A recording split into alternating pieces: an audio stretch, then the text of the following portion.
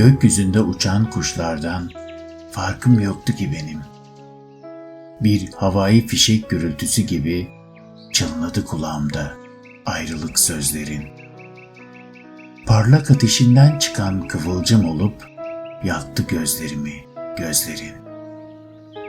Gökyüzüne yayılan desenler misali dağılırken kalbimde acı, alev aldı kanatlarım.